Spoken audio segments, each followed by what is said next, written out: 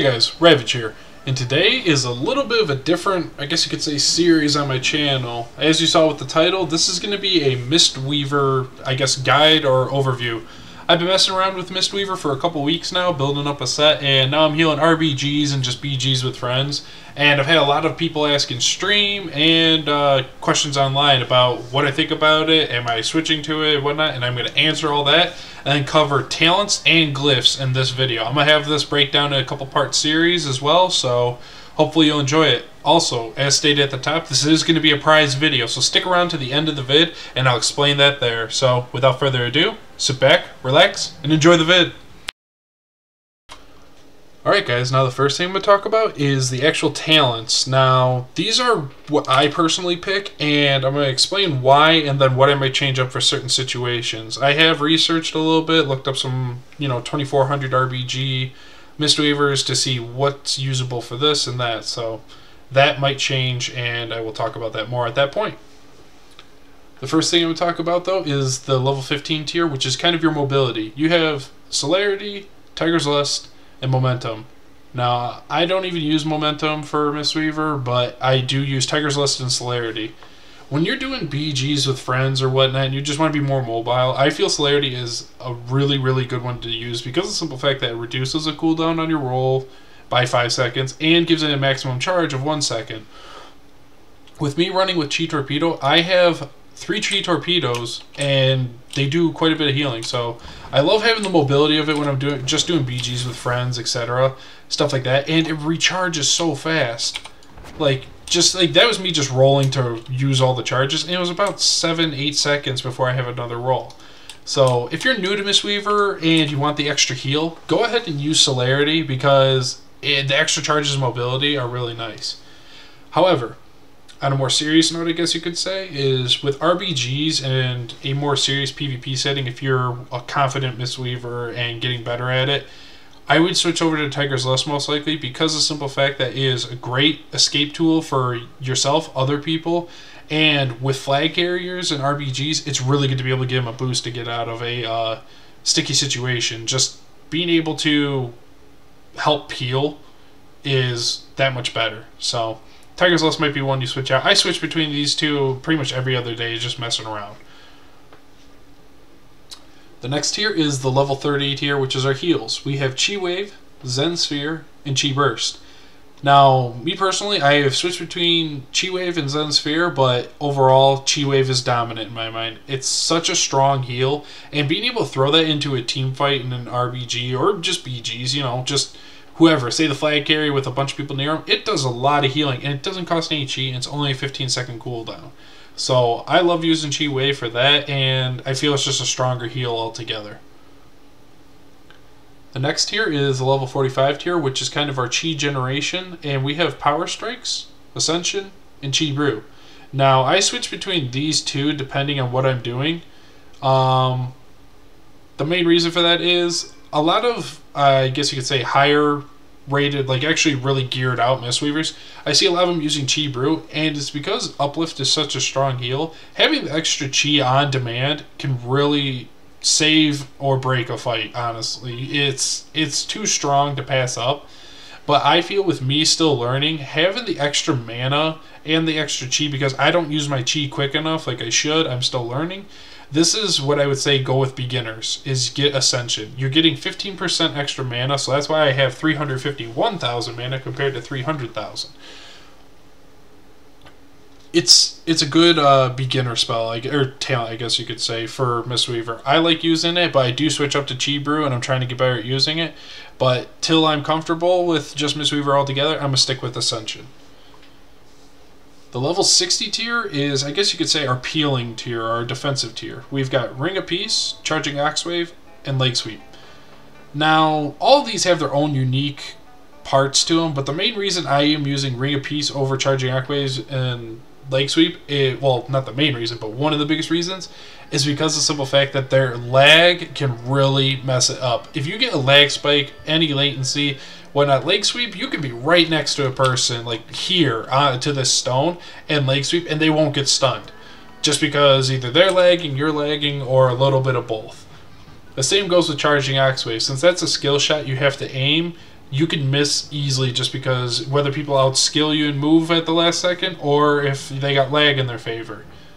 Ring of Peace, however, is not a lag mechanic. You just put it on whoever, and they're going to silence anyone who casts a spell within the bubble, and then everybody is disarmed while inside the bubble.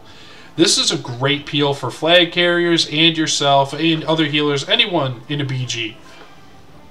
Being able to do this to a tank with the flag, anyone in this range, so all the melee are now completely useless in a sense. They can't do anything to him really, and that's 8 seconds where then you are just spamming heals to get him up, or he's popping an intervene charge to get away, you know, just doing all he can to live. And it is a short cooldown, so 45-second cooldown is nothing to be overlooked.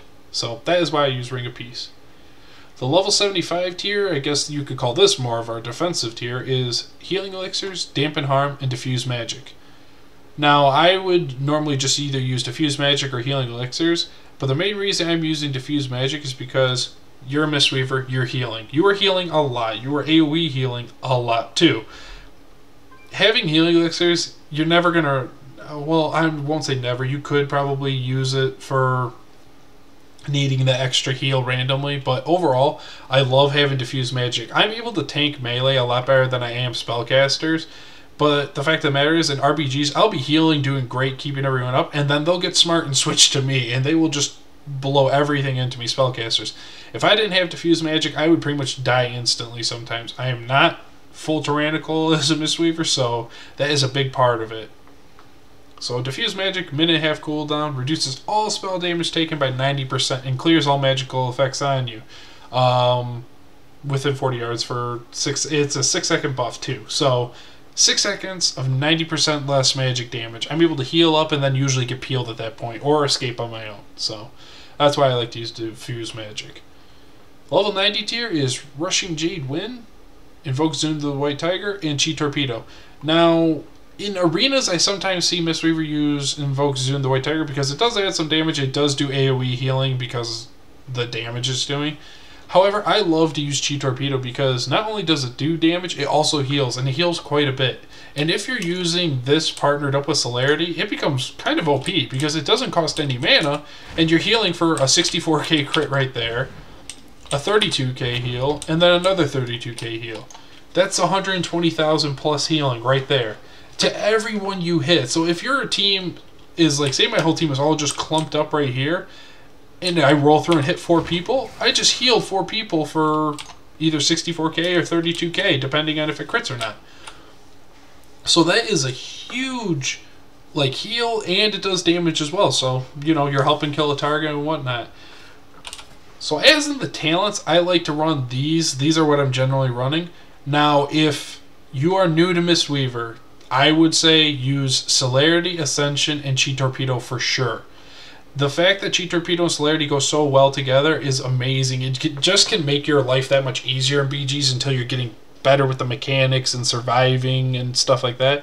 And then Ascension just for the mana boost, because keeping your mana up is important on a monk, and sometimes it can be a little bit difficult. Having that extra 51k mana is a good start, but once obviously you get more relaxed or comfortable playing Mistweaver, I would definitely either switch to Chi Brew or switch between the two depending on what you want to do, and Tiger's Lust. Tiger's Lust probably would be better in almost every situation, but I do love the cooldown on roll, especially if you're just messing around with friends. Being able to be more mobile and stick around with them, plus the heal, is too good to pass up. So these are my talents, and that's going to cover the talent portion of the video, guys. I'm going to cut it off here, and I will see you in the next part, which will be glyphs. Alright guys, now let's go ahead and talk about the glyphs. Glyphs for a Mistweaver, there are some that can be changed out, just like Windwalker. It's kind of your preference, but I'm going to go ahead and talk about them and explain what you might switch out and why. First one I'm going to talk about is Glyph of Life Cocoon. Life Cocoon can now be cast while you're stunned. It's pretty much like the pain suppression for priests. I think they needed a glyph, or they still do now, need a glyph to cast it while stunned. When you're stunned, you can still use this amazing spell, which does a 270,000 bubble, in a sense. around a person. And you could do it to yourself or other people. So say they're smart and they start stunning you. Say a rep palette or holy palette comes over and stuns you and they're trying to kill your flag carrier. You could still life cocoon him and he's getting a 270k bubble. Now if he's not getting spam dispelled, this is really huge because it does also boost his periodic healing taken by 50%. So if you've got Renewing Mist on him and say Resto Druid's got hots on him, you know, it's just all around great. So that is a glyph that you need to use. Another like mandatory glyph, I guess you could say, is Glyph of Manatee. Your Manatee is instant instead of channeled and consumes 2 stacks when used but causes a 10-second cooldown. What this does now is because Mistweavers are constantly consuming Manatee to keep up their mana. You have to do it, and the fact of the matter is you need the mana then.